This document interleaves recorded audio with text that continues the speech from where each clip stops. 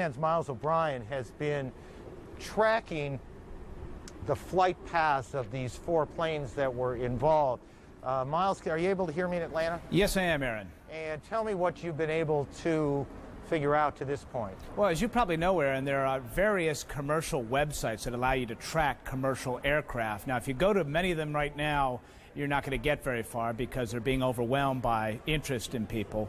But even if you could get some of the data, we have just learned from the Federal Aviation Administration that every domestic airliner that was in the air is now on the ground. This is unprecedented in aviation history in this country. There's not a plane flying right now. At any given moment, typically there are 4,000 aircraft. Now, let's take a look at what happened on American Airlines Flight 11. Began in Boston, and it took off on time, 81 people aboard, 9 crew members, 9 flight attendants and 2 pilots. And let's sort of track what happened with this flight. As it went across Massachusetts and went down into the Albany area, actually up in the Adirondacks, it took a sharp dogleg. What's interesting about this flight is everything seemed to be normal. Flight at altitude was about 29,000 feet, gaining speed at about 450 knots. It took that sharp dogleg down across the Adirondacks straight for New York. Now, what will be interesting about this as this story unfolds will be, number one, listening to any air traffic control conversations to get a sense of what, if anything, air traffic controllers were saying to this aircraft. Undoubtedly, this was spotted on the radar screens, of course. They had quite a bit of time to watch this plane as it went down toward New York. That's probably at least a 30-minute run there. And during the course of that time, those air traffic controllers in those radar installations, New York Center, as it is called, would have been trying to contact American Airlines Flight 11 to indicate its intentions.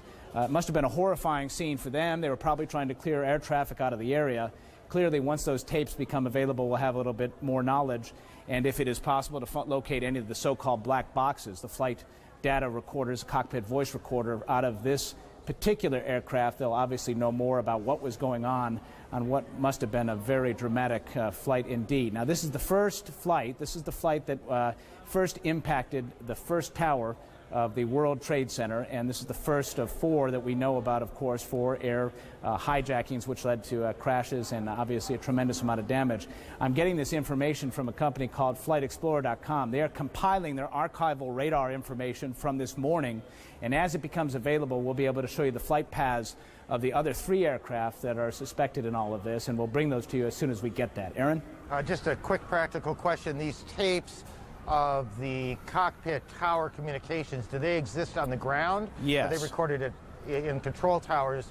And then there's a different set of tapes that exist on the plane. Exactly. It's important to bring out, there are 2 types of tapes in these incidents. The tapes on the ground are the ones that record the radio transmissions between the ground and the aircraft, and clearly the flight controllers would have been calling this aircraft numerous times, and this would have been the case for the 3 others if they deviated from their courses, trying to get some indication as to what was wrong, why the pilot was changing course so dramatically.